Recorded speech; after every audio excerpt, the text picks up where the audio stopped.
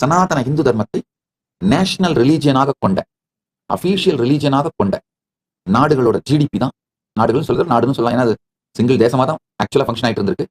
வேற வேற ப்ராவின்ஸா வேற வேற கிங்ஸ் ரூல் பண்ணிட்டு இருந்தாங்க. Otherwise ultimately it's single province.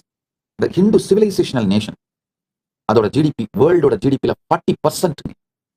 என்ன civilisation? World's tallest building Hindu civilisation தான் இருந்தது. World's best architecture Hindu civilisation தான் இருந்தது. லார்ஜஸ்ட் யூனிவர்சிட்டி இந்து சிவிலைசேஷன் தான் இருந்தது.